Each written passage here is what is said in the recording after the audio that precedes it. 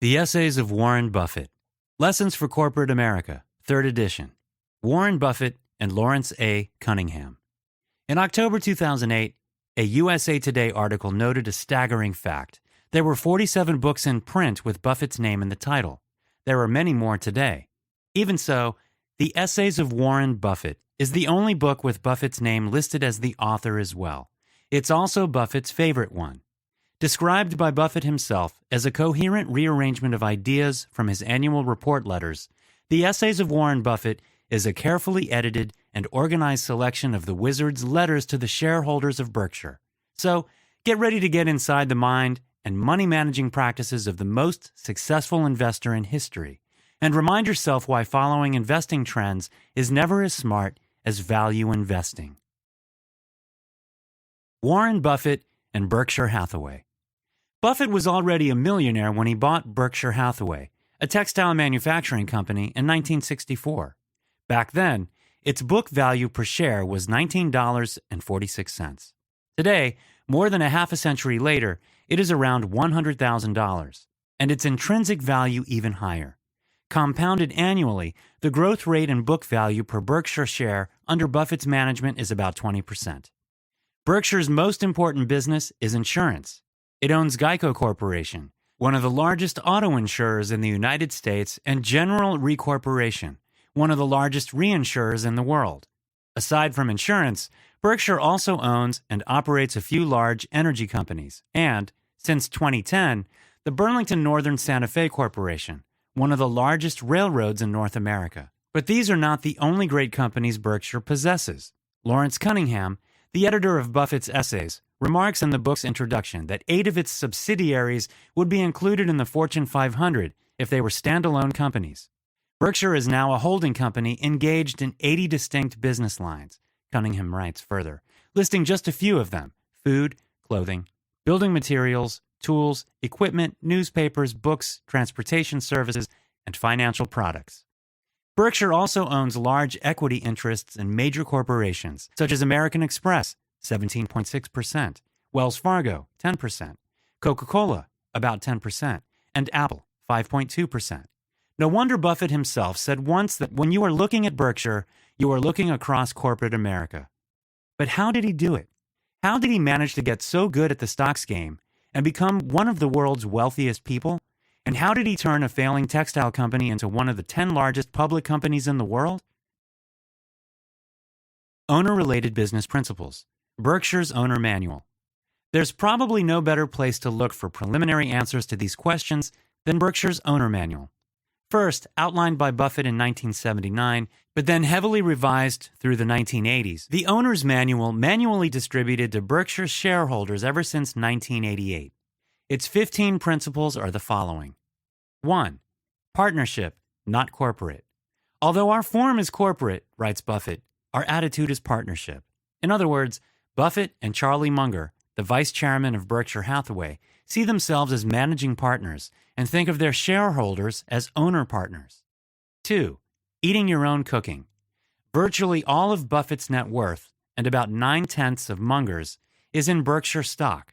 This way, they make or lose money only when the shareholders do, and in precisely the same proportion.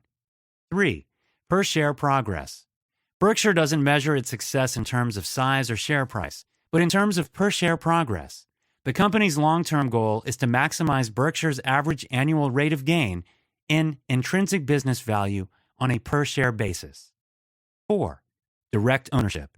Berkshire prefers to grow through direct ownership of a diversified group of business that generate cash and consistently earn above average returns on capital. Buying parts of similar business is a second choice. 5. Ignoring consolidated numbers. Buffett and Munger don't care about Berkshire's consolidated reported earnings, and they advise their shareholders to do the same. The important numbers are the earnings of each individual major business, and these are always transparently shared with shareholders in annual reports. 6. Ignoring accounting consequences. When acquisition costs are similar, Buffett prefers purchasing $2 of earnings that is not reportable than to purchase $1 of earnings that is reportable.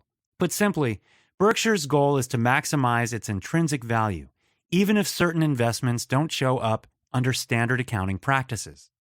7. Avoid using excessive debt. Even if an opportunity looks appealing, Berkshire tends to avoid using excessive debt.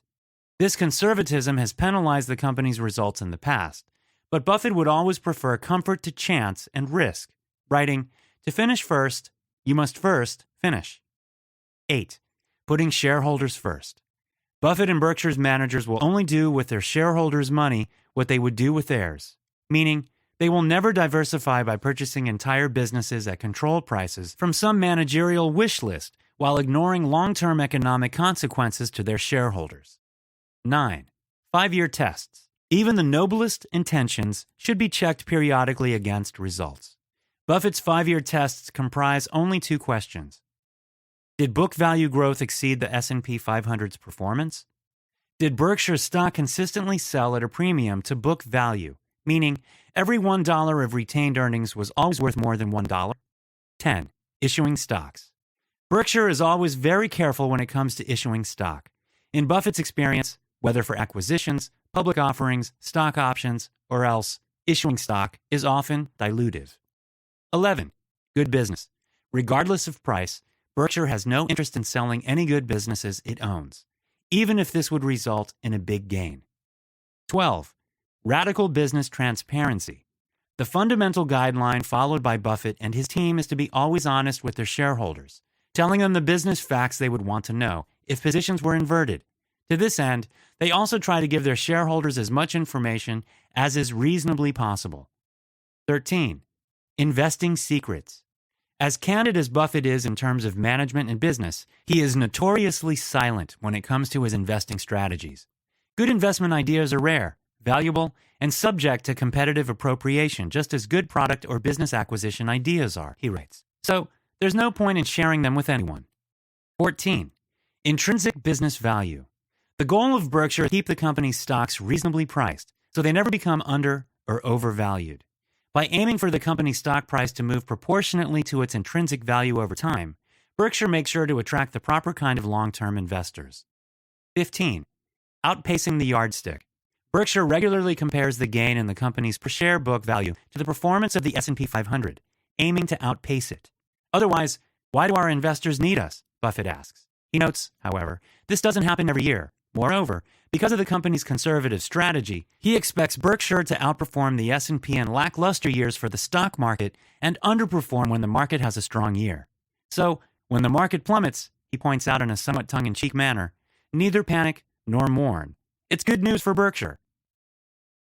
Intelligent value investing. First formulated by Benjamin Graham and David Dodd, Buffett's teachers, his conservative investing strategy can be roughly summed up in a single sentence. Instead of trying to beat the market by buying hot stocks, just try to ignore it and buy good companies instead. In essence, markets fail because, at a certain point, the discrepancy between the inherent value of a company and its stock prices is just too enormous to hold up. You can try to be a maverick and base your investment strategy on profiting from these discrepancies in the short run, but, as history has taught us, you're bound to make a mistake or two eventually, and some of them may be very costly. Although it will not make you rich overnight, Warren Buffett's common-sense approach is much safer and should earn you just enough money in the long run. According to Buffett, you should only buy shares in companies that you have an inherent value and only expect returns in the long run. If you aren't willing to own a stock for 10 years, he writes, don't even think about owning it for 10 minutes. That's intelligent investing. Everything else is just luck and charlatanism. According to the name, investors to institutions that trade actively is like calling someone who repeatedly engages in one-night stands a romantic, Buffett remarks memorably. Buffett was never interested in running businesses. He made his fortune by purchasing promising businesses and assigning talented managers to operate them. Even so, he was only buying businesses he understood, continuously emphasizing that there's no essential difference between buying a business and investing in one. Diversification is pointless in itself if you're not investing in businesses you actually understand. Buffett writes, I cannot understand why an investor elects to put money into a business that is his 20th favorite rather than simply adding that money to his top choices. The businesses he understands best and that present the least risk, along with the greatest profit potential. In the words of the prophet Mae West, too much of a good thing can be wonderful. Assessing risk. The 5 most important factors. So, in essence, when you happen upon a headline such as investors lose as market falls, you should edit it in your mind to disinvestors lose as market falls, but investors gain. Because real investors are not hopeful of great results, but certain of good ones. And they are much more interested in buying wonderful companies at a fair price than fair companies at a wonderful price. But how do you distinguish between the two? In one of the shareholder letters, Buffett presents the 5 factors that one should consider when assessing an investment's risk.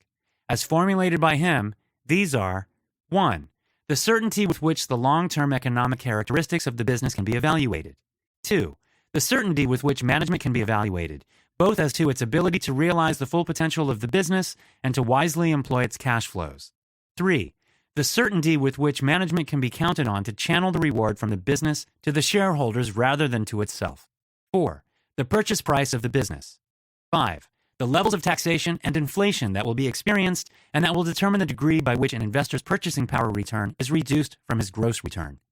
Although unbearably fuzzy and barely quantifiable, these factors are exceptionally important when assessing the risk of a prospective buy. Remember, it's not necessary to calculate these with engineering precision, but to be able to estimate them with a useful degree of accuracy. Final notes. Often described as the gold standard of its genre, the Essays of Warren Buffett is extraordinary, not merely because of Buffett's excellent writing style and stature, but also because of Lawrence Cunningham's exceptional introduction and just as laudable editing expertise. As a Financial Times review stated upon the book's original publication, a classic on value investing and the definitive source on Buffett. 5 editions since, it still is both. Hi, I'm Rhonda, and this is an exclusive audiobook video recorded for the Audiobook Master Channel. Enjoy your audiobook and have fun learning. Don't forget to subscribe and hit the notification button so you'll get updated on our next upload. If you liked the video, give us a thumbs up and say your thoughts about the book we just covered. Do you want to listen to a summary or review of a book that we haven't covered in the past? Say it in the comments below or send us a message. Don't forget to check our other uploads. Enjoy listening!